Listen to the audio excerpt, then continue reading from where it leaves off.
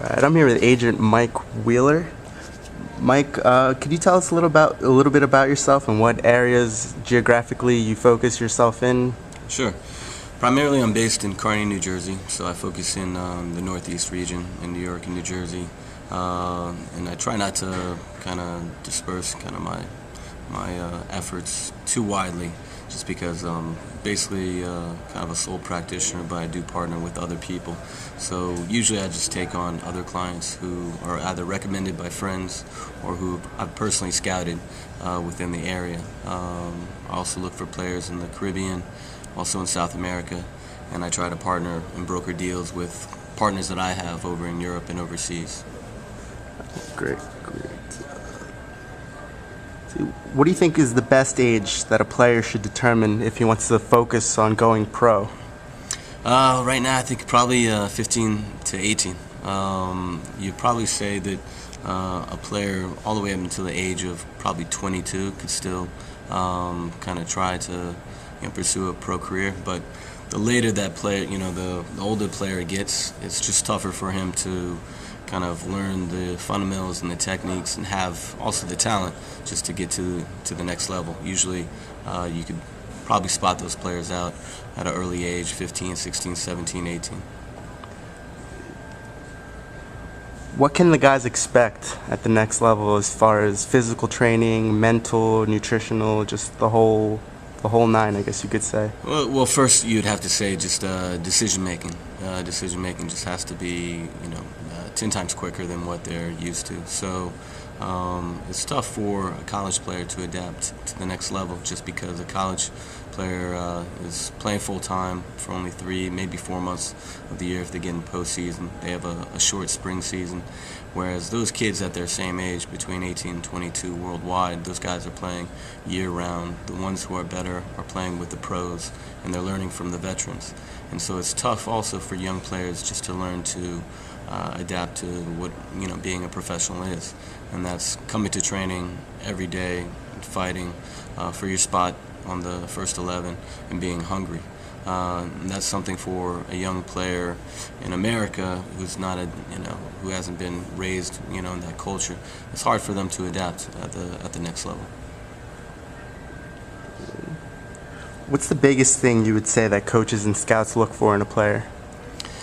I'd say the biggest thing that scouts look for are speed, height, power. Those are just the first things that if I'll recommend a player to a coach, a coach will be like, okay, well, what characteristics does he have? What are these things? What's the 1 or 2 qualities that will make him succeed at the next level?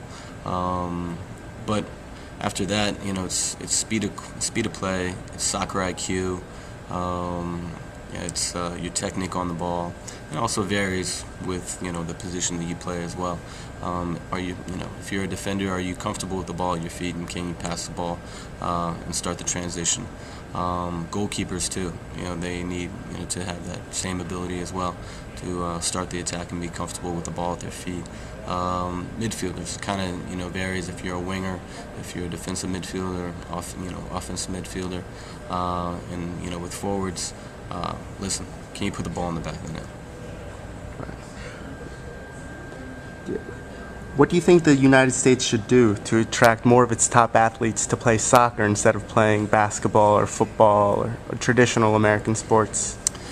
That's a great question, and we're trying to implement through the developmental academies kind of the professional atmosphere that other countries have instilled in their players at a young age. I think certainly having the MLS help and having ESPN as a major partner in televising soccer, it shows to these kids that we've got star athletes who are playing soccer, and these are kind of your heroes or idols that you can look up to, and one day be a professional soccer player yourself. I think the other major factor is increasing the salaries of all these players. And listen, that's going to determine whether some of these kids choose to be a basketball star or a soccer star. That being said, what do you think is the major difference between soccer in the United States and soccer in the world? I think the major difference is the passion. We have a debate about this all the time when I get around my colleagues who are pro soccer coaches. What separates the American kids from the kid overseas, and what are we lacking here? A story that I tell time and time again. I'm over in Tijuana, Mexico, watching the 2009 CONCACAF U17 championships, and it's a Wednesday afternoon. The Mexican team is playing, and a little old lady comes and sits right next to me. And so we're watching the game. She's enjoying it.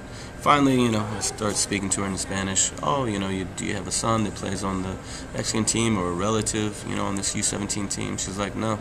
I just, knew that there was a game that was gonna be played here. Thought I'd enjoy, a soccer match in the afternoon. Like, we don't have that, here.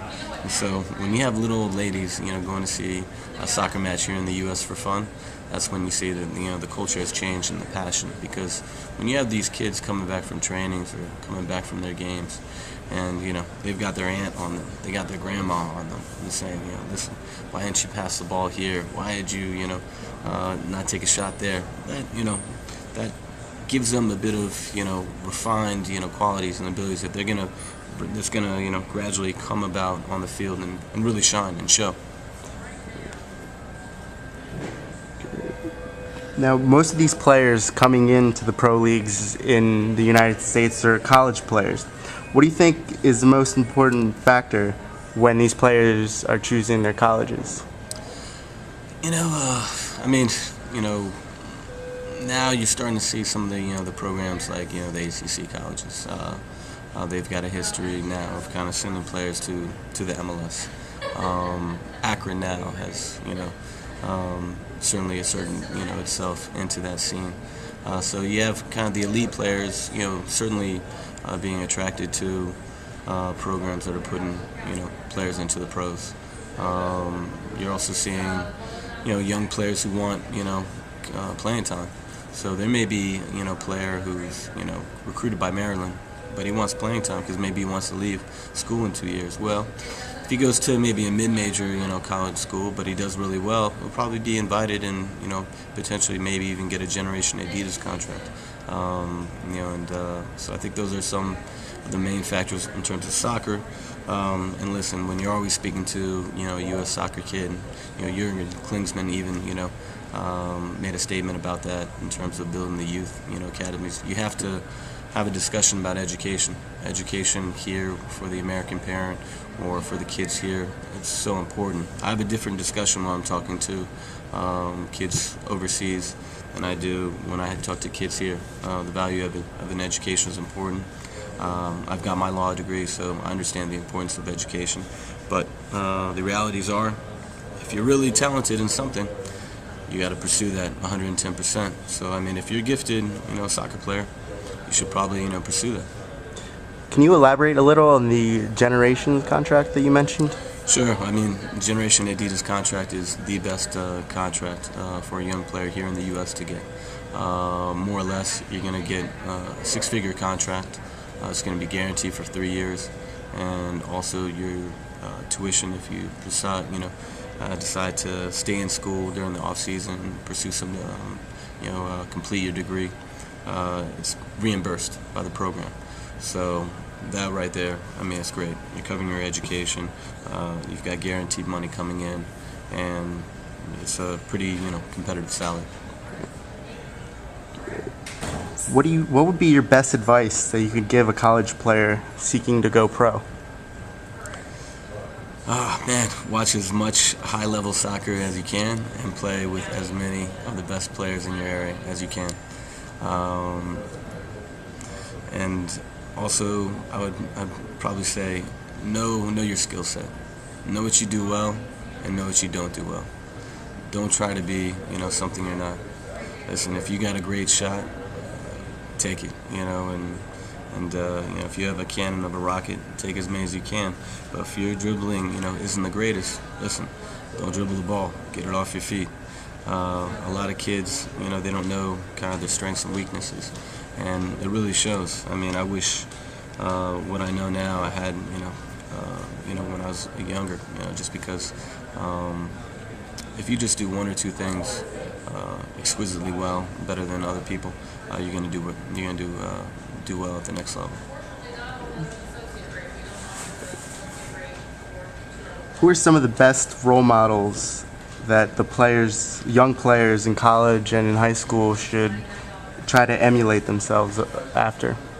There's a lot of great professionals. I mean, one that it's almost a cliche, but David Beckham is consummate professional, champion over at Man U, champion at Real Madrid, and he was benched over at Real Madrid, and people were saying that he was just brought over there to sell, official jerseys, and still led them to a championship.